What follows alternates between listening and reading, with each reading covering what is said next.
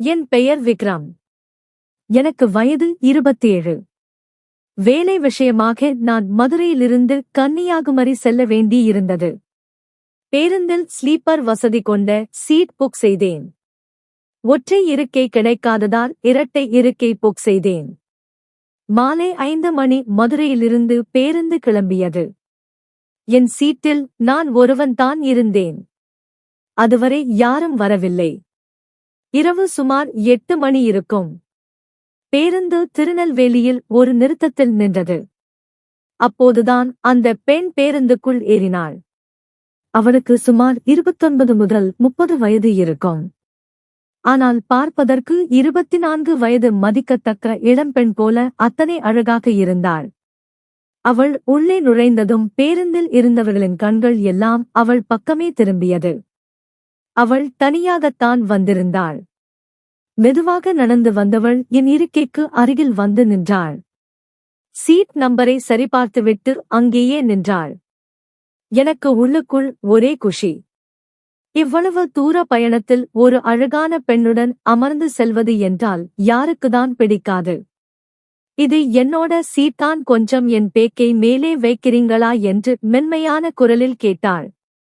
நிச்சயமா கொடுங்க என்று சொல்லி பேக்கை மேலே ஏற்றி வைத்தேன். அவள் என் அருகில் வந்து அமர்ந்தாள். உடனே தன் ஹேண்ட் பேக்கில் இருந்து போனை எடுத்து யாருக்கோ கால் செய்தாள். ஹலோ, நான் பஸ் ஏறிட்டேன், இப்பதான் கிளம்புது என்று சொல்லிவிட்டு போனை வைத்தாள். சிறிது நேரம் எங்கள் இருவருக்கும் இடையே பேச்சில்லை. இருவரும் அவரவர் போனை பார்த்து கொண்டிருந்தோம். திடீரென அவள் என்னிடம், உங்ககிட்ட மொபைல் சார்ஜர் இருக்கா? நான் அவசரத்துல வீட்டிலேயே மறந்து வச்சிட்டேன் என கேட்டாள்.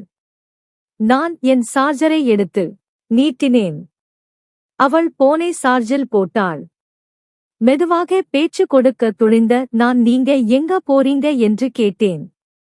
நான் கன்னியாகுமரி போறேன். நீங்க? நானும் கன்னியாகுமரிதான், வேலை விஷயமா போறேன் என்றேன். பிறகு பேச்சை வளர்க்கும் விதமாக, நீங்கள் கன்னியாகுமரிதானா? அப்போ உங்களுக்கு அங்க இருக்கிற இடமெல்லாம் நல்லா தெரியுமே என்று கேட்டேன். சொந்த ஊர் கன்னியாகுமரி பக்கத்துல ஒரு கிராமம். ஆனா படிச்சது எல்லாமே அங்கதான். அதனால ஓரளவுக்கு தெரியும் என்றாள். சரி, என் பேரு விக்ரம் என்று அறிமுகப்படுத்திக் கொண்டேன். என் பேரு நிலா என்றாள். ரொம்ப அழகான பேரு என்றேன். அவள் புன்னகைத்தாள். நீங்க என்ன வேலை செய்றீங்க விக்ரம் என கேட்டாள். நான் சாப்ட்வேர் இன்ஜினியரா இருக்கேன். நீங்க? நான் ஹவுஸ் வைஃப். அப்புறம் ஒரு பியூட்டி பார்லரும் ரன் பண்றேன் என்றாள். அவளை பார்த்தால் அப்படி தெரியவில்லை. குறும்பத்தனமாக நான் கேட்டேன், உங்க வயசு என்னன்னு தெரிஞ்சுக்கலாமா? அவள் சிரித்துக்கொண்டே, பெண்களோட வயசை கேட்க கூடாதுன்னு உங்களுக்கு தெரியாதா என்றாள். தெரியும். ஆனா உங்களை பார்த்தா ஒரு கல்லூரி பெண் மாதிரி இருக்கீங்க, அதான் கேட்டேன் என்றேன். ஐயோ இல்லப்பா, எனக்கு கல்யாணம் ஆகிடுச்சு. எனக்கு 30 வயசு ஆகுது. ஆனா உங்களை பார்த்தா ரொம்ப இளமையா தெரியறீங்க என்றாள் நிலா. உங்களுக்கு 30 வயசுன்னு சொன்னா யாருமே நம்ப மாட்டாங்க, 25 வயசு பொண்ணு மாதிரிதான் இருக்கீங்க என்றேன். உடனே அவள் விளையாட்டாக, சரி சரி, இதுவரைக்கும் எத்தனை பொண்ணுங்க கிட்ட இப்படி பண்ணிருக்கீங்க என கேட்டாள். நிஜமா சொல்றேன், இப்பத்தான் முதலா இப்படி ஒரு அழகான பெண்ணை பார்க்கிறேன். அதான் என் மனசுல பட்டதை சொன்னேன் என்றேன்.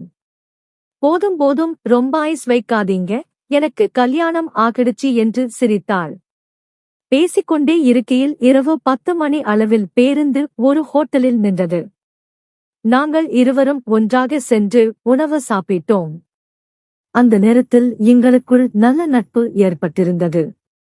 சாப்பிட்டு முடித்ததும் நாங்கள், என் ஹஸ்பண்டுக்கு ஒரு போன் பண்ணிட்டு வரேன், இங்கேயே இருங்க என்றாள்.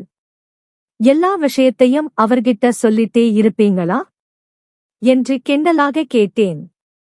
அவருக்கு கவலையா இருக்கும்ல, அதான் என்று கிளம்பினேன்.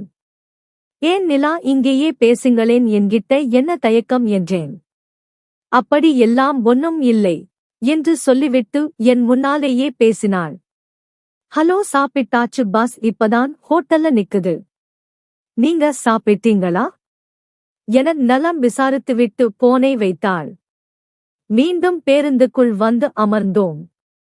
இப்போது நிலா என்னிடம் உங்களுக்கு கல்யாணம் ஆகிடுச்சா என கேட்டாள். இல்லைங்க, நான் இன்னும் சின்ன பையன் என்று சிரித்தேன். வேலைக்கு போறீங்க, கை நிறைய சம்பாதிக்கிறீங்க, 27 வயசு ஆகியும் இன்னும் சின்ன பையனா? கல்யாண பேச்சை எடுத்தா நான் சின்ன பையன்தான் என்றேன். சரி, அப்போ கண்டிப்பா கேர்ள் ஃப்ரெண்ட் இருப்பாங்களே, பார்க்க ஹேண்ட்ஸமா வேற இருக்கீங்க என்றாள். இருந்தாங்க, ஆனா பிரேக்கப் ஆகிடுச்சு. இப்போ நான் சிங்கிள் தான். உங்களைப் போல ஒருத்தரை தேடிட்டு இருக்கேன் என்றேன் மெதுவாக. என்னை மாதிரினா அவ்வளவு பிடிச்சிருக்கா என்ன என்று அவள் கண்களை சுருக்கி கேட்டாள். பிடிச்சிருக்கான்னு கேட்கிறதை விட உங்க அழகு என்னை கவர்ந்துருச்சுன்னு சொல்லலாம் என்றேன். போதும், நான் அவ்வளவு ஒன்னும் அழகில்லை என்று அவள் வெட்கப்பட்டாள். இப்படியாக எங்களுடைய பேச்சு நீண்டு கொண்டே போனது. அதற்குள் நள்ளிரவு நெருங்கியிருந்தது. நேரம் செல்ல செல்ல குளிரும் அதிகமாக தொடங்கியது. நிலா தன் பையிலிருந்து ஒரு மெல்லிய போர்வையை எடுத்து போர்த்தி கொண்டு தூங்கத் தொடங்கினாள். நான் தூக்கம் வராமல் மொபைல் பார்த்து கொண்டிருந்தேன். ஏசி குளிர் என் எலும்பு வரை ஊடுருவியது. குளிர் தாங்க முடியாமல் என் உடல் நடுங்கியது. பற்கள் கிட்டும் சத்தம் கேட்டு நிலா கண் விழித்தாள். என்ன ஆச்சு விக்ரம், ஏன் இப்படி நடுங்குறீங்க? போர்வை ஏதாச்சும் எடுத்து போர்த்திக்கோங்க என்றால் அக்கறையுடன். இல்ல விக்ரம், நான் அவசரத்துல போர்வை எதுவும் எடுத்துட்டு வரல என்றேன் நடுக்கமான குரலில். இப்படியே நடுங்கிக்கிட்டே இருந்தா உடம்புக்கு ஏதாவது ஆகிடும். உங்களுக்கு ஆட்சேபனை இல்லைன்னா இந்த போர்வைக்குள்ளேயே வந்துடுங்க, இது 2 பேர் போத்துற அளவுக்கு பெரியதுதான் என்றே தயக்கத்துடன் அழைத்தாள். நான் முதலில் மறுத்தேன். ஆனால் குளிரின் உக்கிரம் என்னை அவள் பக்கம் இழுத்தது. மெதுவாக அவளது போர்வைக்குள் தஞ்சம் புகுந்தேன். அவளது உடல் சூடு அந்த போர்வைக்குள் பரவியது. ஒரு கதகதப்பை தந்தது. நிலா உறங்கிவிட்டாள். ஆனால் எனக்கு தூக்கம் வரவில்லை. தூக்கத்தின் மயக்கத்தில் அவள் மெல்ல நகர்ந்து என் அருகில் வந்து படுத்தாள். அவளது நறுமணம் எனக்குள் ஏதோ ஒரு மாற்றத்தை உண்டாக்கியது. சிறிது நேரத்தில் அவள் கண்விழித்து பார்த்தாள். நான் தூங்குவது போல நடித்தேன். என்ன விக்ரம், தூக்கம் வரலையா என்று மெல்ல கேட்டாள். நேரம் நள்ளிரவு 1 மணி ஆகியிருந்தது. ஆமாம், சுத்தமா தூக்கம் வரல என்றேன். இன்னும் முழு இரவும் பாக்கியிருக்கு. கன்னியாகுமரி போக காலையில 11 மணி ஆகிடும். அதுவரைக்கும் என்ன பண்றது என்றவள், உங்க போல ஏதாவது நல்ல படம் இருந்தா போடுங்க, பார்த்துட்டே தூங்கலாம் என்றாள். நான் வேண்டுமென்றே ஒரு ஹாலிவுட் காதல் திரைப்படத்தை போட்டேன். போர்வைக்குள் நெருக்கமாக அமர்ந்த அந்த படத்தை பார்க்க தொடங்கினோம். படத்தில் உணர்ச்சிகரமான காட்சிகள் வரும்போது அவளது கவனம் அதில் முழுமையாக பதிந்திருந்தது. அந்த நேரத்தில் அவளது சேலை தலைப்பு விலகியதை அவள் கவனிக்கவில்லை. படத்தின் போக்கும் நிலாவின் நெருக்கமும் என் உணர்ச்சிகளை தூண்டின. அவள் என் பக்கம் திரும்பினாள். நான் அவளையே பார்த்து கொண்டிருப்பதை உணர்ந்து சட்டென தன் சேலையை சரி செய்தாள். என்ன விக்ரம், படத்தை பார்க்காம என்னை இப்படி பார்க்கிறீங்க என்று லேசான சிரிப்புடன் கேட்டாள். படத்தை விட அழகான ஒன்றை நான் பக்கத்திலேயே பார்க்கிறேன் என்றேன் துணிச்சலாக. நீங்க இன்னும் சின்ன பையன் விக்ரம், இங்க அங்கெல்லாம் பார்க்க கூடாது என்று கிண்டலாக சொன்னாள். நான் சின்னவனா இல்ல பெரியவனான்னு பழகி பார்த்தாதான் தெரியும் என்று சொல்லிக்கொண்டே அவள் கையை மெதுவாக பிடித்தேன். அவள் கையை எடுக்கவில்லை. படத்தில் வந்த அந்த நெருக்கமான காட்சிகள் அவளையும் ஏதோ செய்திருக்க வேண்டும். அவளது கண்களில் ஒரு மயக்கம் தெரிந்தது. நான் அவளது கையை மென்மையாக அழுத்த தொடங்கினேன். யாராவது பார்க்க போறாங்க விக்ரம். கையை விடுங்க என்றாள்.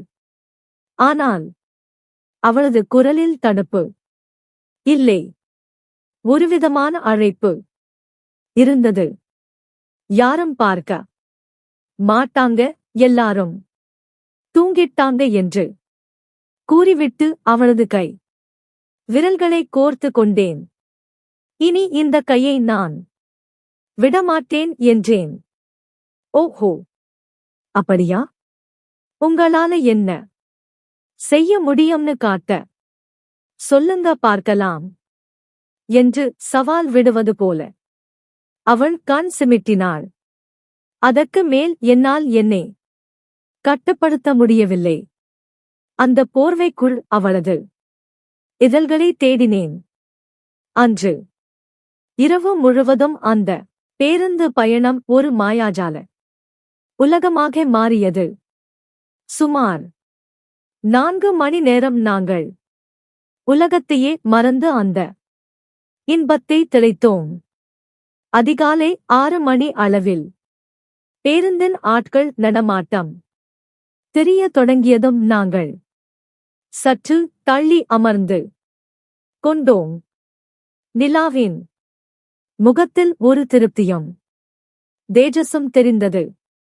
விக்ரம், இன்னைக்கு என்னை ரொம்ப சந்தோஷப்படுத்திட்டீங்க. எனக்கு இன்னும் உங்களோட நேரம் செலவிடணும் போல இருக்கு என்றாள் ரகசியமாக.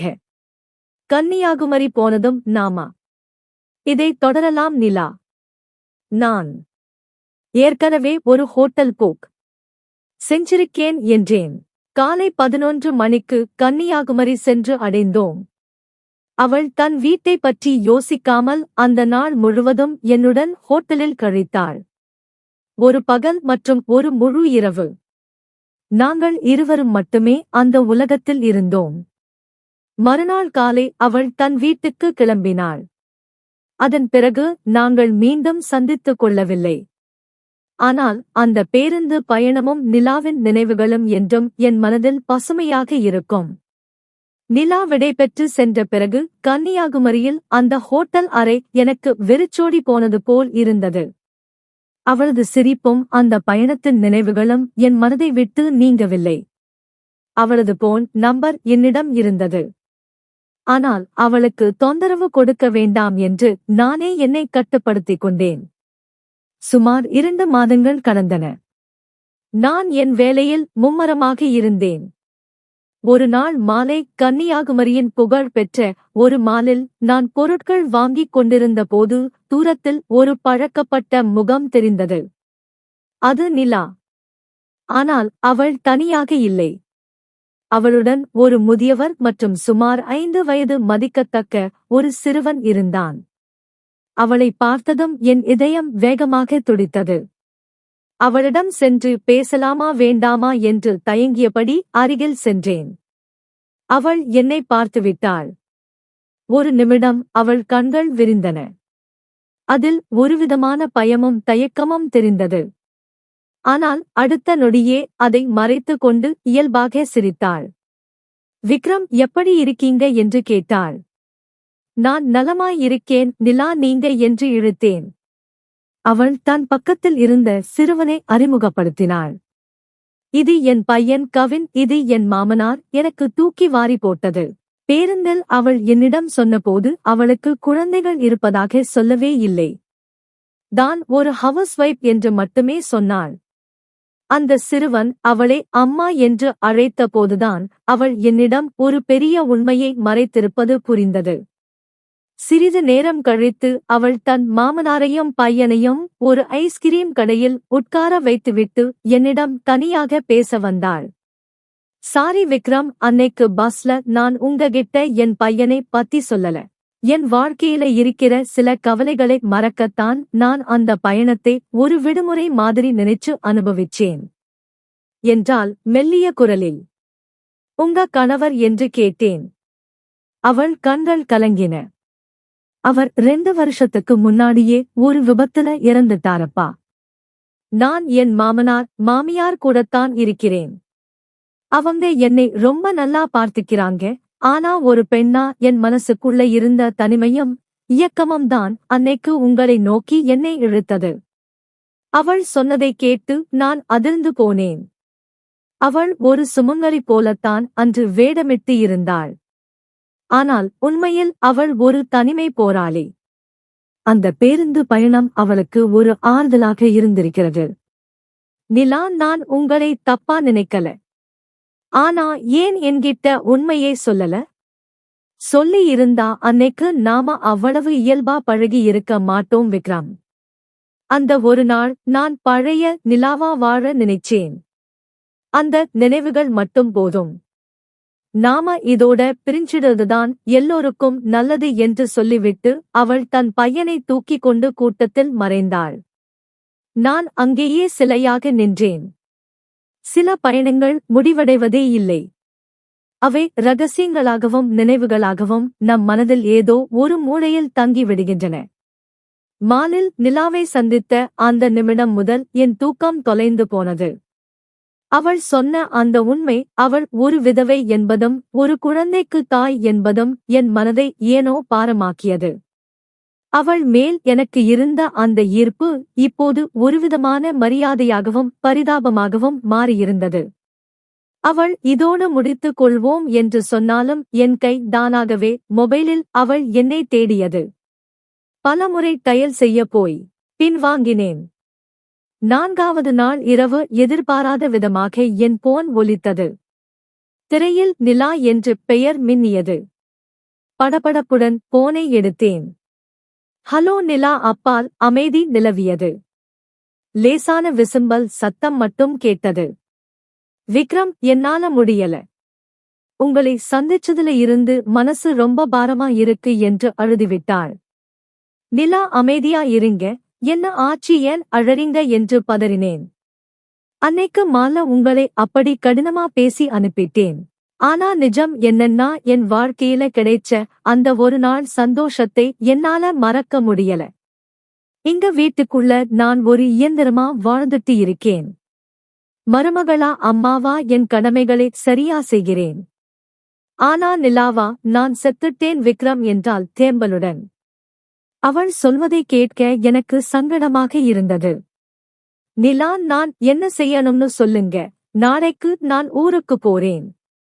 என் பையனை மாமனார் வீட்டுல விட்டுட்டு பார்லர் விஷயமா ஒரு நாள் மட்டும் மைசூர் போகணும். உங்களால வர முடியுமா? நம்ம உறவுக்காக இல்லனாலும் எனக்காக ஒரு நண்பனா வர முடியுமா என கேட்டாள். அடுத்த நாள் காலை நான் மைசூர் செல்லும் சாலையில் காத்திருந்தேன். நிலா அவளது காரில் வந்தாள். அன்று அவளிடம் வந்த பேருந்து பயணத்தில் பார்த்த அதே துள்ளல் இல்லை. மாறாக ஒரு முதிர்ச்சியும் சோகமும் கலந்திருந்தது. மைசூர் செல்லும் வழியில் ஒரு அமைதியான காபி ஷாப்பில் அமர்ந்தோம். விக்ரம், நீங்க நினைக்கலாம் நான் ஒரு தப்பானவள்னு. ஆனா ஒரு பெண்ணோட தனிமை எவ்வளவு கொடியதுன்னு அனுபவிச்சவங்களுக்கு தான் தெரியும். அன்னைக்கு பஸ்ல உங்களை சந்திச்சது ஏதோ ஒரு தற்செயல்னு நான் நினைக்கல என்று என் கைகளை பற்றி கொண்டாள். நிலா, உங்களை நான் தப்பா நினைக்கவே மாட்டேன். உங்களுக்கு ஒரு நல்ல வாழ்க்கை அமையணும்தான் நான் விரும்புகிறேன் என்றேன். அவள் என் கண்களை ஊடுருவி பார்த்தாள். அந்த வாழ்க்கை உங்களோட இருந்தா நான் திடுக்கிட்டு போனேன்.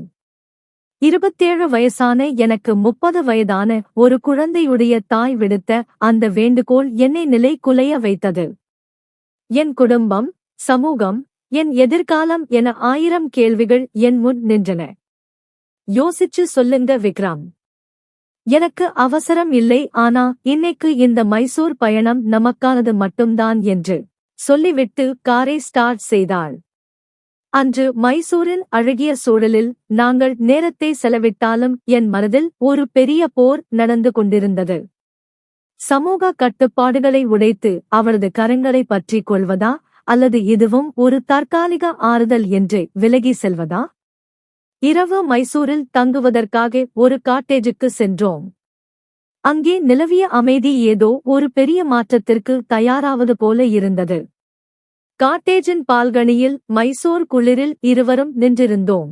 நிலா என் தோள் மேல் தலை சாய்த்து தூரத்தில் தெரிந்த சாமுண்டி மலையின் விளக்குகளை பார்த்து கொண்டிருந்தாள்.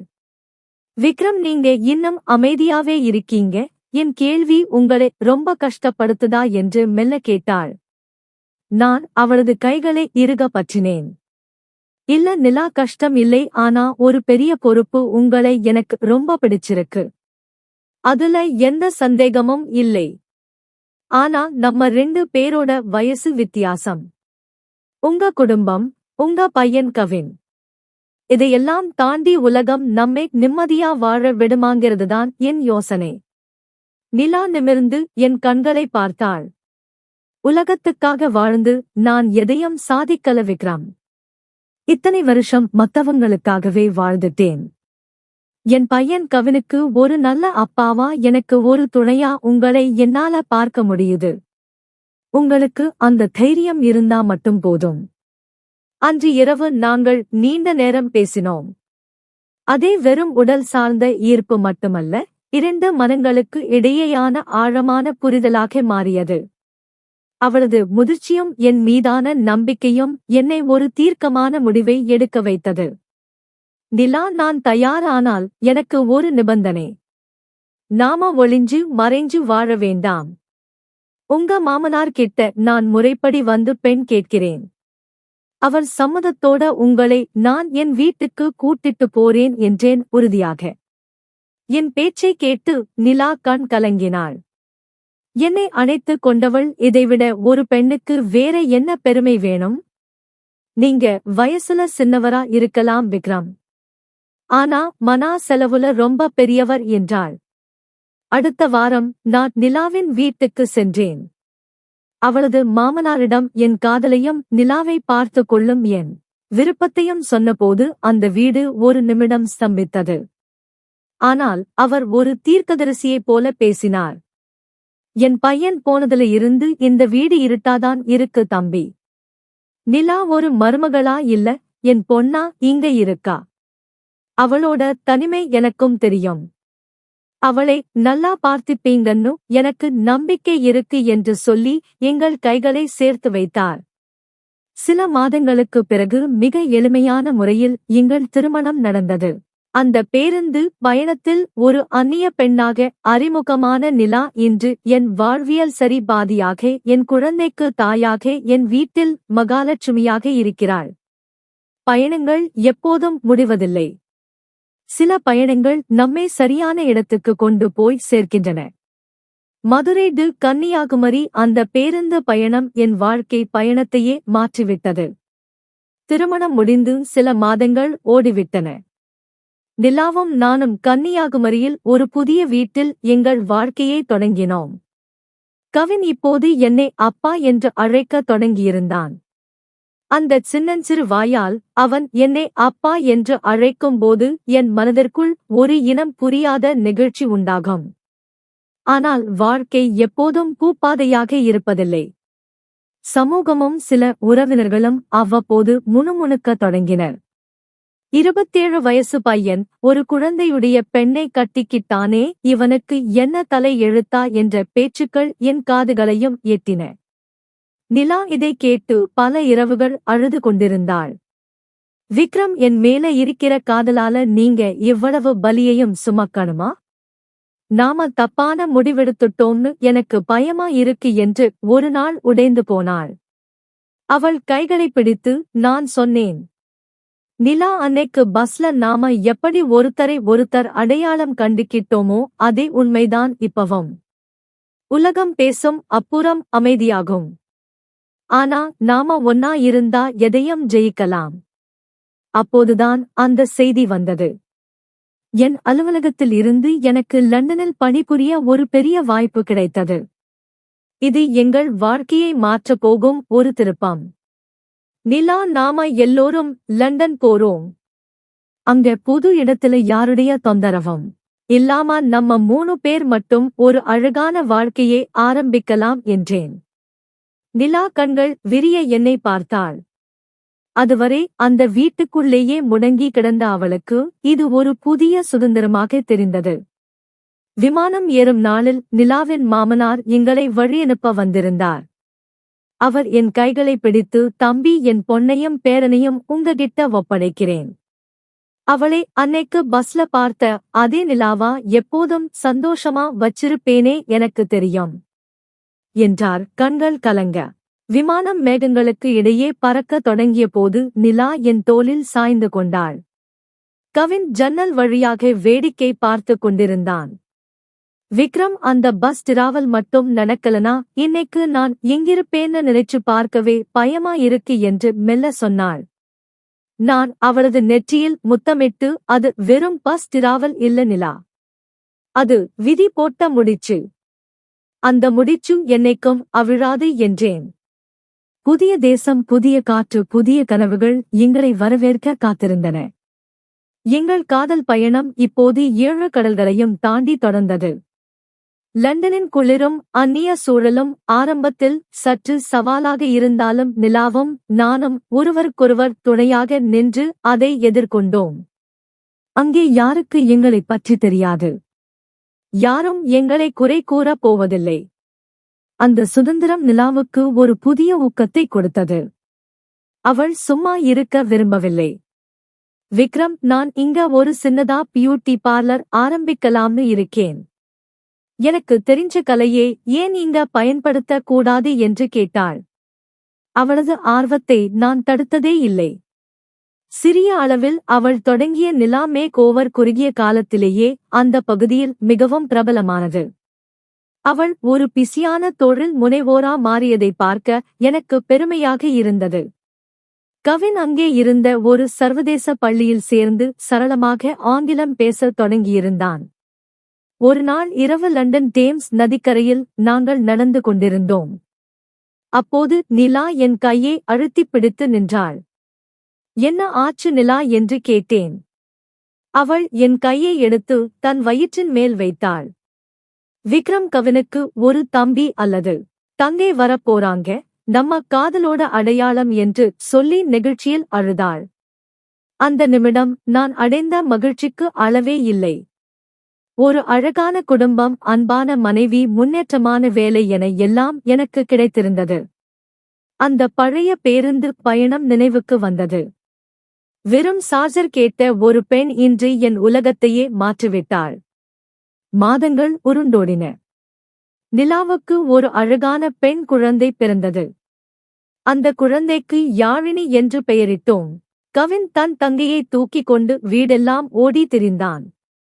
1 வருடம் கழித்து விடுமுறைக்காக நாங்கள் மீண்டும் இந்தியாவிற்கு சென்றோம். நிலாவின் மாமனார் வீட்டுக்கு சென்றபோது அவர் யாழினியை தூக்கி கொஞ்சி மகிழ்ந்தார்.